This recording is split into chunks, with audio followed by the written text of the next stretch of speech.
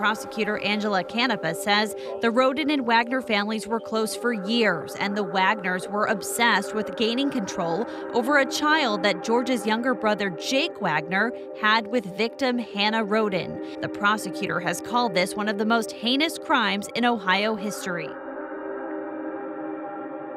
In the southeastern corner of Ohio, tucked into the rolling hills of Appalachian farm country, there is a place called Pike County. It sits about 75 miles east of Cincinnati, the kind of place where the same surnames show up on mailboxes and obituaries for generations. People work the land, fix trucks, raise animals, and generally look out for their own. Everyone knows each other. It's not the kind of area where you expect the worst, single-handedly bloodiest crime in your state's history to take place. But on the night of April 21st, 2016, that is exactly what happened. This is the massacre that was so advanced in its planning and so horrific in its execution that it would shock not just a small town, not just a small county, but the entire country. This is the story of the Pike County Massacre.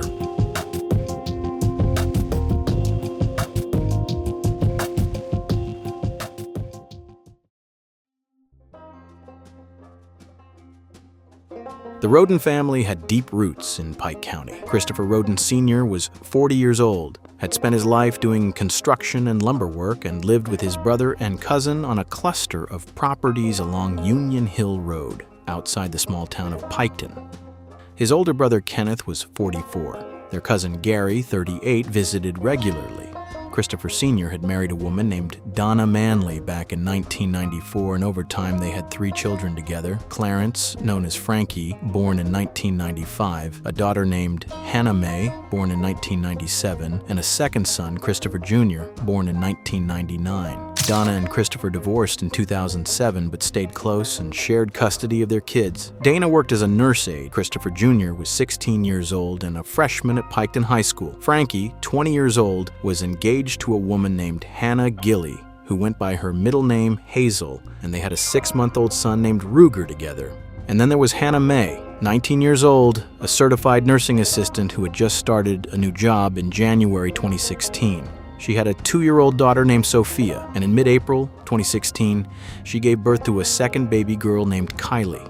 Kylie was just 4 days old on the night of the crime. That was their family. Working class, deeply connected to each other and to the land they lived on. They had no idea that for months another family had been watching them, planning and building toward the night that would erase most of them from the earth. The Wagner family lived about 30 miles away in South Webster. By Pike County standards, they were wealthy. Billy Wagner's mother, Frederica, owned the Flying W Farm, a sprawling 1,700-acre property outside Lucasville valued at over $4 million, where she bred prize miniature horses.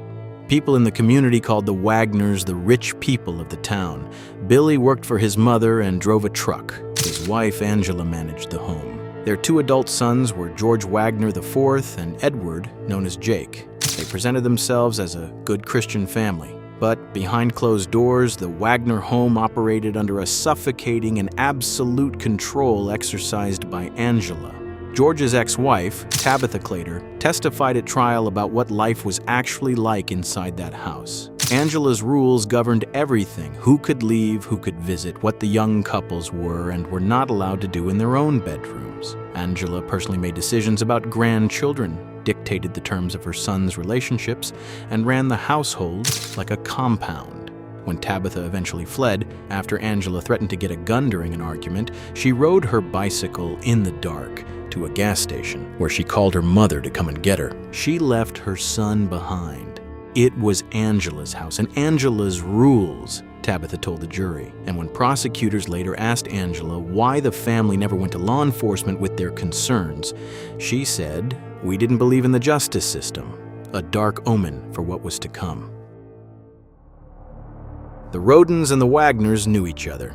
Billy and Christopher Warden Sr. were longtime acquaintances, but the connection that would ultimately matter was the one between Jake Wagner and Hannah Mae Warden. According to trial testimony, they met at the Pike County Fair when Hannah was 13 and Jake was 17. They began dating with her parents' knowledge. When Hannah was 15, she became pregnant, and their daughter Sophia was born on November 18, 2013. Before Sophia was even born, the arguments had already started. Jake texted Hannah 5 days before the birth that the baby would be living with him and threatened to take the child by force. Hannah, who was still 15 at the time, refused. She had tried to live at the Wagner home for a period of time but couldn't stand the level of control. She ended the relationship with Jake in February 2015. She wanted to raise her daughter on her own terms. Prosecutors later wrote in court documents that Jake had threatened, chased, and strangled Hannah during the relationship, threatening to kill her and put her body where it would never be found. After the breakup, Hannah moved on and began seeing someone else. By mid-2015, she was pregnant with her second child by a different man, which Jake claimed meant that Sophia was in danger. This was a claim he made during his custody dispute with no evidence to support it. The custody dispute had been simmering for years, but by late 2015, it reached a breaking point. The Wagners drew up formal custody documents and pushed Hannah to sign them. She refused.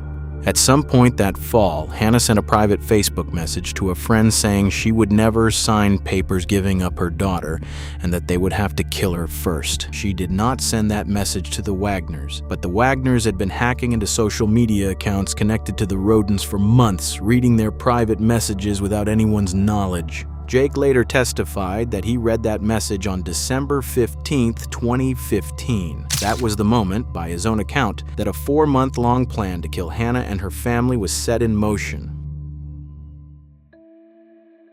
Over the following months, the Wagners constructed a sustained, methodical operation. They purchased a cell phone jammer to prevent the victims from calling for help.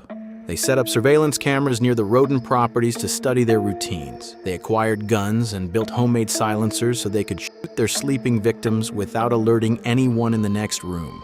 They bought specific shoes for the crime scenes. They forged custody documents, stating that Hannah had voluntarily signed over custody of Sophia to Jake in the event of her death, with Angela's mother, Rita Newcomb, signing as a fraudulent witness.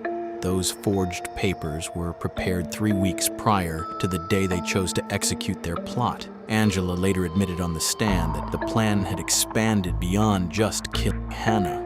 They concluded that if they only killed her, the surviving Rodens would know who did it and come after them, so the decision was made to wipe the family out entirely. On the night of April 21, 2016, Angela stayed home with the children to provide the family with an alibi. Billy, Jake, and George IV left after 10 o'clock and drove to the Roden properties.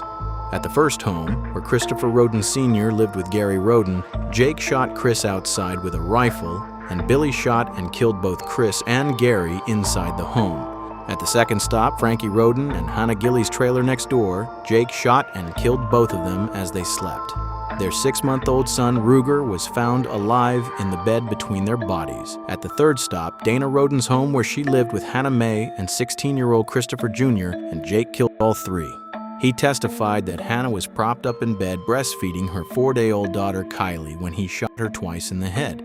He said he repositioned Hannah's body afterwards so Kylie could keep feeding. He spared the baby despite killing the mother in front of her. At the fourth location, a separate property where Kenneth Roden lived in a camper near Piketon, Billy shot and killed Kenneth with a single shot to the right eye. 32 shots were fired in total that night. 8 people were dead, and 3 small children were left alive. The killers took 6 of the victims' phones, removed their own surveillance equipment, drove back home, burned their clothes in a feed trough, and used a portable grinder and acetylene torch to destroy the murder weapons. On the morning of April 22nd, a woman named Bobby Jo Manley drove to the Union Hill Road property to feed the animals. She used a key and came regularly. When she and a friend entered the house, they found Christopher Sr. and Gary dead on the bedroom floor. Bobby Jo ran next door to Frankie and Hannah Gillies' trailer. Frankie's 3-year-old son opened the door for her. He told her daddy had a lot of blood. Inside, Bobby Jo found Frankie and Hannah Gilly dead and baby Ruger alive between them. Bobby Jo called 911 at 7:51 in the morning. Her brother James drove to Dana's home to check on their sister. The front door swung open when he knocked. Donna, Hannah Mae, and Christopher Jr. were all dead inside. Baby Kylie was alive, crying. Kenneth Roden was not found until 1:26 that afternoon, when a family member called to report finding him dead in his camper. Ohio Attorney General Mike DeWine, who was personally leading the investigation, called it a sophisticated operation that was carefully premeditated and scrubbed of forensic evidence. No fingerprints and almost no DNA was left at the crime scenes. DeWine assembled a task force of more than 250 law enforcement personnel from state, federal, and local agencies. The investigation would cost millions of dollars and become the most expensive criminal case in Ohio history. In the early weeks, terrified residents were urged to stay indoors. Rumors spread that a Mexican drug cartel was responsible after investigators found more than 200 marijuana plants at 3 of the 4 crime scenes. Those rumors persisted for years, even as investigators quietly moved their focus closer and closer to the Wagner family. The Wagners were careful in their execution, but not careful enough. In May 2017, a SWAT team raided properties connected to the Wagners. Sensing investigators were closing in, the family packed up and moved to the small town of Kenai, Alaska, about 3 hours outside Anchorage, taking Sophia with them. They stayed for about a year before running out of money and driving back to Ohio. Law enforcement stopped their vehicle near the Montana-Canadian border and seized a laptop from the car. That laptop that contained a backup of Jake Wagner's phone with text messages, evidence of the forged custody documents, and records that helped crack the case open. On November 13, 2018, more than 2.5 years after the murders, Mike DeWine announced the arrests of the entire Wagner family. Billy was taken in Lexington, Kentucky. Angela was arrested at her home in Choteau County. George IV and Jake were arrested together during a traffic stop in Ross County. Angela's mother, Rita Newcomb, and Billy's mother, Frederica Wagner, were also charged for covering up evidence, though Frederica's charges were later dropped. DeWine told the press the motive, when investigators had finally worked through everything, was something that initially seemed impossible to believe for a crime of this scale. The custody of a child, he said. It just chills you to think about. All 4 Wagners pleaded not guilty. Then on April 22, 2021, the 5th anniversary of the day the bodies were found, Jake Wagner flipped on the family. He stood in court and pleaded guilty to all 23 charges, including 8 counts of aggravated murder. He admitted to personally killing 5 of the 8 victims. Looking toward the Roden family seated in the courtroom, he said, "I am deeply and very sorry." 5 months later, Angela went his same route and pleaded guilty as well to conspiracy to commit aggravated murder and other charges, confirming the massacre had been a family plan. In January 2025, Jake and Angela were formally sentenced. In a shocking move, a visiting judge threw out Jake's original plea agreement, which called for 8 consecutive life sentences with no possibility of parole, and sentenced him instead to life with the possibility of parole after 32 years. The Roden family was devastated. Prosecutors immediately appealed, and as of 2026, that appeal is before the Ohio Supreme Court. Angela received 30 years with credit for time served. The 4th and final Wagner, patriarch Billy, has still not been tried. His case has dragged through years of delays, venue disputes, and judicial battles. In January 2026, an appeals court reinstated the death penalty specifications against him. As of April 2026, no trial date has been set. Billy Wagner maintains his innocence. Meanwhile, his own wife testified that the massacre was his idea. The 3 children who survived that night are growing up. Sophia, whose custody the Wagners believed was worth 8 lives, is now 12 years old and living with the extended Roden family. Kylie, who was 4 days old when her mother was shot beside her, is 10. Ruger, found in the bed between his dead parents, is now 9.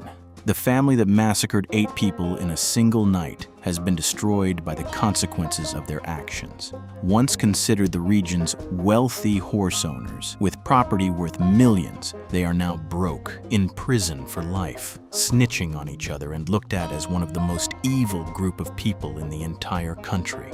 committed the murders was able not only to get into their homes, those 4 crime scenes, but also get within inches of the victims. The arrests, authorities say the killings happened over a custody dispute of that child. We believe that the Wagners conspired together to develop an elaborate plan to kill the 8 victims under the cover of darkness and then carefully cover up their tracks. This is the worst thing that I've ever seen. I was a prosecutor for 26 years before I had this job.